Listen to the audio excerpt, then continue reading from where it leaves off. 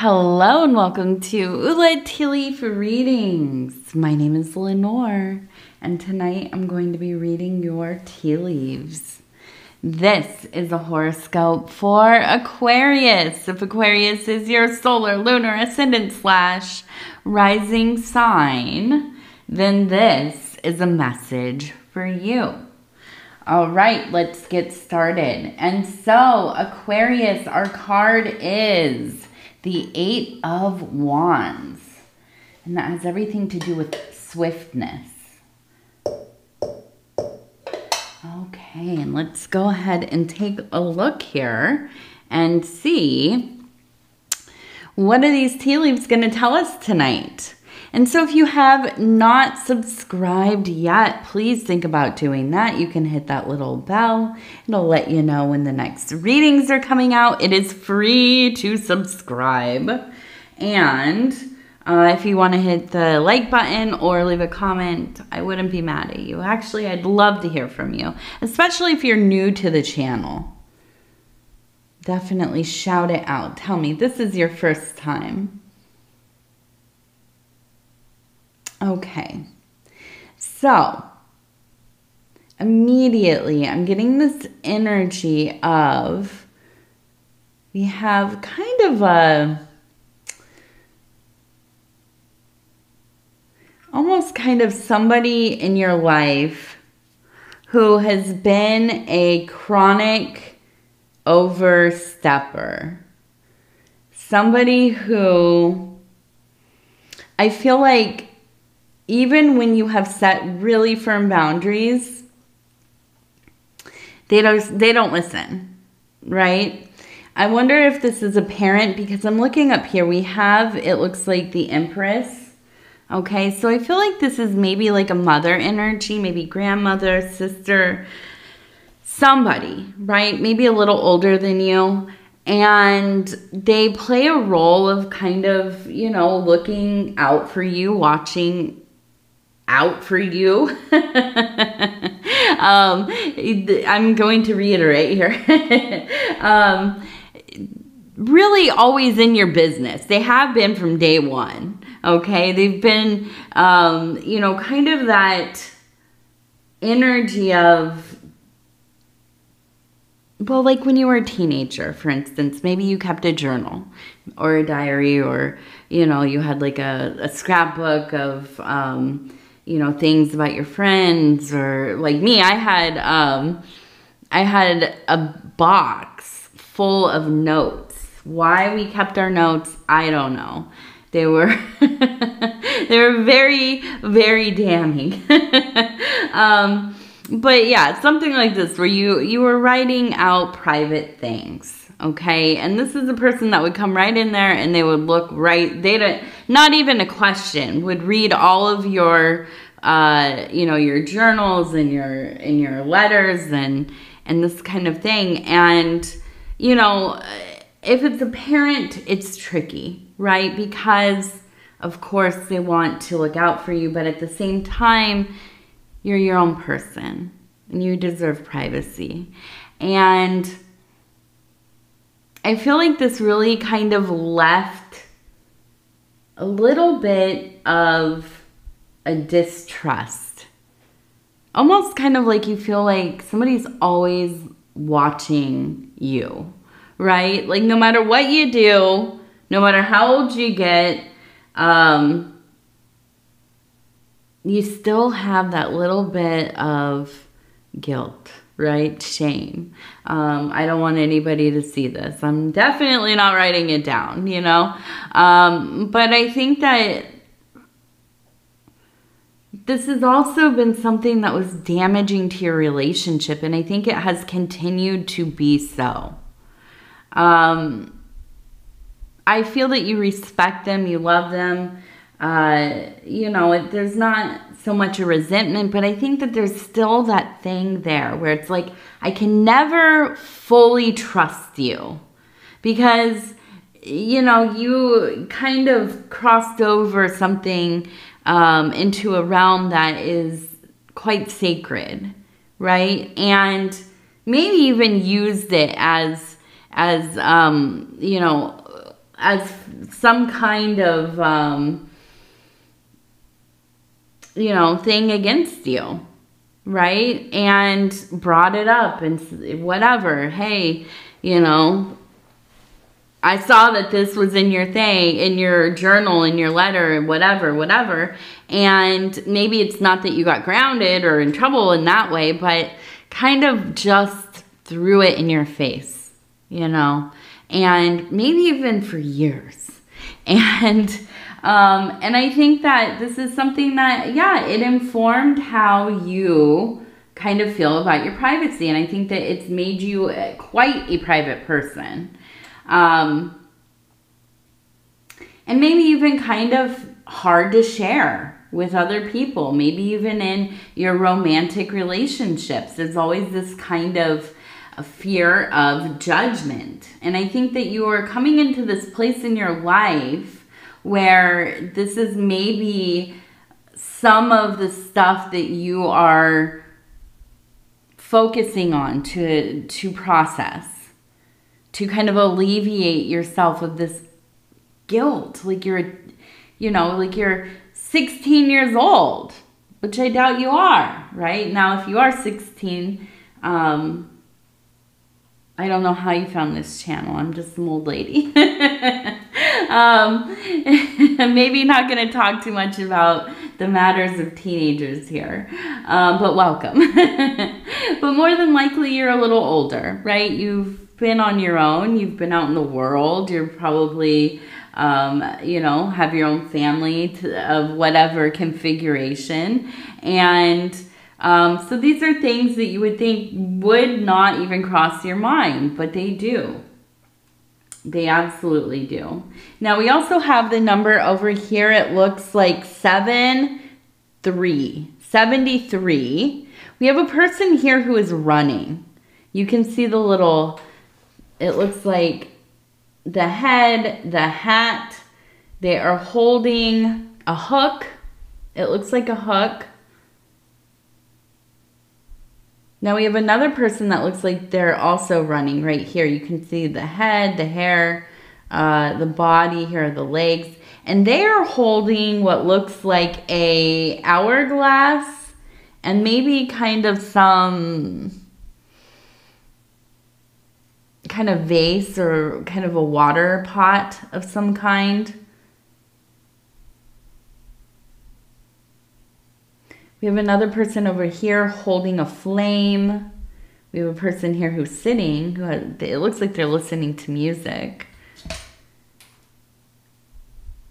I have a heart up here with an arrow through it. So there's love, definitely. Now we also have, it looks like maybe a goose who is migrating, getting back to the south pretty soon here, right? We're going into fall pretty soon. The trees are already starting to look a little bit, you know, that kind of yellowy green here where I'm at. And so I'm looking at this and I feel like there is this kind of rotating through different moods. Right? I feel like you've been in a place where you're feeling a lot of different things. Like, the big thing, though, is the quickening. There's a sense of wanting to get this done fast. Get it done fast. I want this to be over, be done, you know, and maybe this is within the work environment, but I do feel like you are working really hard within your passion. We have that flame again. We have the hook. So and above the hook actually is a star. You can see this little star right here. So I really do feel like this is kind of you putting your passions, your ability to really kind of apply yourself and find a very clear vision of how you want to do something. So like if you have a project at work, right? This is one of those times where you're not just going to kind of go through the process, right? You're not just going to get things done, you know, as you've done a million times. This time it feels like there is a lot of effort being put in there. A lot of attention to detail. And maybe even trying to be a little bit innovative, right? Trying to find a better way, right? You're trying to get the work done a little more quickly, more efficiently, streamlining. And I think that all has to do with trying to kind of get an advancement of position, right? In the work that you do, in the company that you work for, or the business, or, you know, what have you. And get closer to, right, that goal you have. And at the same time, I feel you really focused on time. I feel like I'm running out of time. What have I been doing? Have I been squandering, you know, these best years of my life? And that's kind of what I feel like echoing way in the back of your mind. You know, it is this fear that we all have, right? But it is this fear that I feel like it's like trying to get its tentacles around your ankle, right? Trying to grab onto you. And I feel you really trying to shake this off.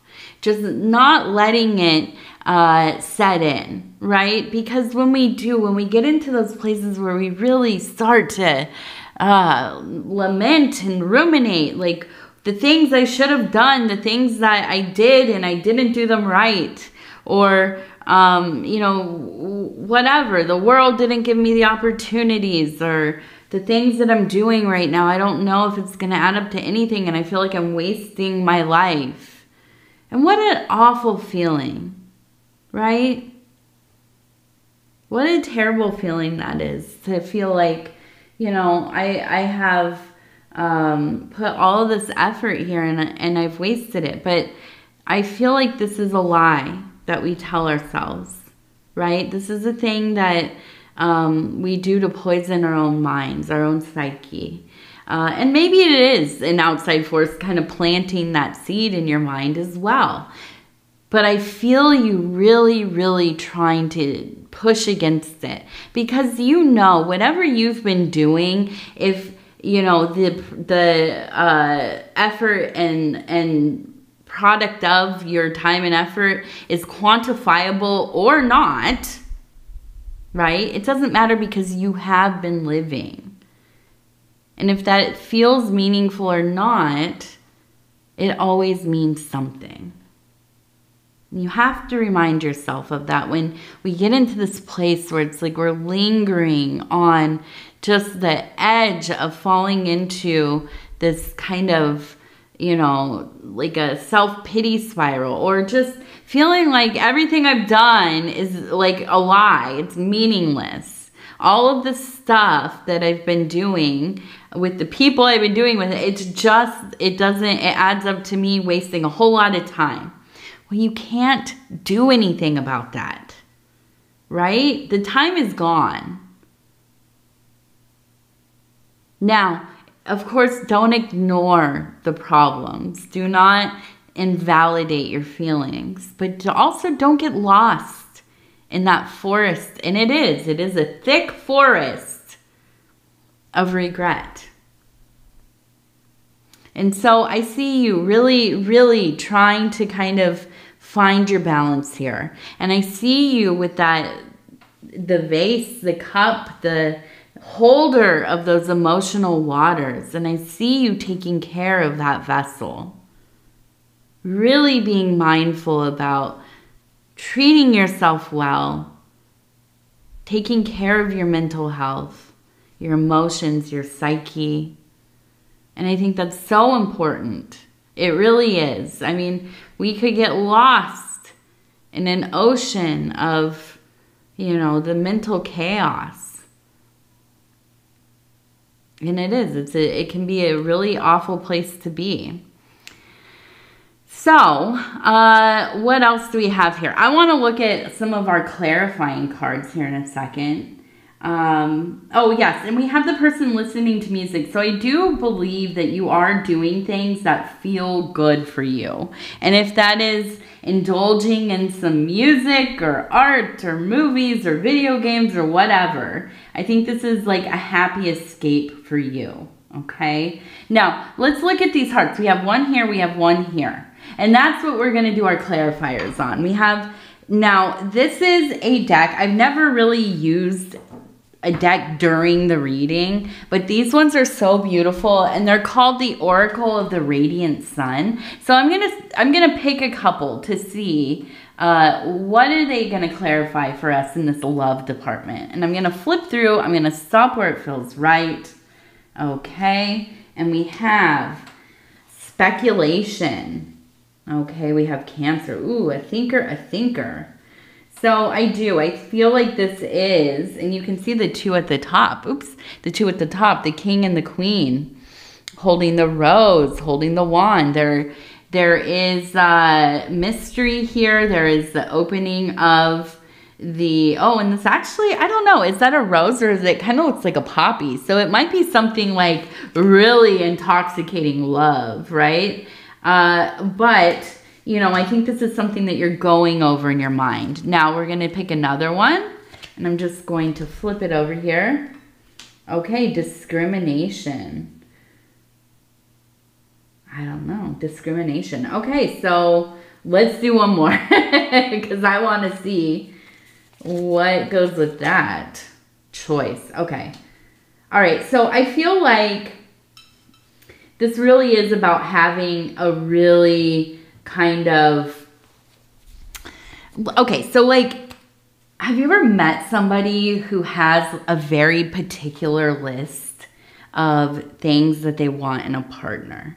Now, I don't just mean like, hey, I want them to have like, you know, a job, or they are somebody who is also looking for a relationship, or there's somebody who I can't even think of the things really. Maybe they want to have kids, or they're, you know, they want to ultimately get married. They want to settle down. They want to, maybe this is their second or third marriage. They really want to, you know, focus on the relationship versus outside things. And that might be one kind of list. It seems reasonable, right? But then there are other kinds of lists that are like very particular, right? Like must be 6'2", must drive, you know, whatever kind of car. I don't know.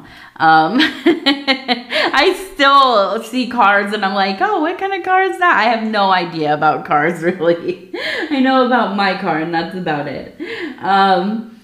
You know, and certain things that are very, very specific. And you know, and that's okay. Listen, we should all have our list. You know, on the top of my list when I was single, I was widowed, really, was what I called myself. Not so much single, healing, in a healing process. And yeah, the top of my list was it has to be somebody who is a holy person. Somebody who works within their faith, their religion, their magical studies, their occult, you know, whatever system, has to be. I can't have another relationship with somebody who is not focused on this kind of self-development. And ultimately, a love relationship with the divine, right? And I felt like maybe that is like a little too much, right? But I knew it had to be. That was it. I can't, you know, I can't go any other way. And that's just for me. That was just for me. And you know what? I found it. Actually, he found me, but shout out to my husband over at Dove and Serpent Tarot, my lovely husband, Paul. Yeah, he found me, but we did. You know, and so I think it's important to have these things, but at the same time, we have to remember, sometimes we put a lot of rules and or they're not even rules and regulations, just details, right? Specifics that maybe are a little unrealistic, and maybe we do that on purpose. Maybe because we don't really feel ready to meet somebody. So I think it's important to be aware of this, especially when you're courting somebody new or even within your own relationship, to be mindful that we are not becoming unreasonable, right? Now, we always have choices though, and here's the thing. Here's the thing that we don't talk about enough as people, especially as women, is that you don't need a reason to not want to be with somebody. You have many choices, and if you just don't feel it, you don't feel it. And if you felt it for a little bit and then you decided I didn't, cool, that's fine too, right? If you feel it right up to the last moment before you're getting married, or maybe you've been married for, 20 years and you wake up one day and you know this isn't right for me anymore, that's okay too. We have choices, right? We don't need a reason. We don't have to explain it to anybody. Now, we should maybe try to understand it ourselves. But if we feel the way we feel, that's how we feel. And that's okay. All right. I like these cards. I like the reason I picked them. I think, well, I know my husband, Paul over there at Dove and Serpent Tarot, he has the same deck. We got the same deck at the same time. I went and bought them. 2 decks of them. But I think he found them and he showed them to me. And I was like, oh, I want those. I want one of those decks. Those are pretty. So let's go ahead. We also have the fish. Okay, we have the fish. So we have some money coming in. Money, money, money. We also have a Gemini person somehow involved here. Now we also have a snail. And I almost feel like this is somebody who you always have to kind of take it slow with. And I don't feel like this is the romantic thing. I feel like this is maybe more family. And this is a person that you'll give them all the time in the world. So I wonder if it's maybe one of your kids, or yeah, maybe it is like a sibling or a parent or something, but you never feel regret giving them your full attention, right? And so I feel like during this time, there's going to be something going on where you're going to have to take it slow with them. And maybe walk with them through the situation, because it does seem like they maybe are going through some kind of a hardship, okay? And they're looking for your support. Okay, so now we're going to go ahead and do our self-care affirmation card. And I'm going to flip through. I'm going to stop where it feels right. Okay, and it says, authentic strength. I find strength in vulnerability. I am honest with people I trust. My struggles are opportunities for growth. I am authentically alive. I am authentically alive. That's a good mantra. It is. All right, Aquarius, I'm going to go ahead and tell you I love you, because I do. And I thank you so much for spending this time with me. It is always such an honor to be able to bring these messages to you. And if you would be so kind as to like the video, it really does help the channel. And if you have not subscribed yet, please think about doing that. You can hit that little bell. It'll let you know when the next readings are coming out. It is free to subscribe. And if you'd like to leave a comment, please do. I read them all, and they mean the world to me. Also, if you're new to the channel, definitely shout it out in the comment section. All right. Aquarius, again, I'll tell you, I love you, I love you, I love you. And we will talk in just a few days. Good night.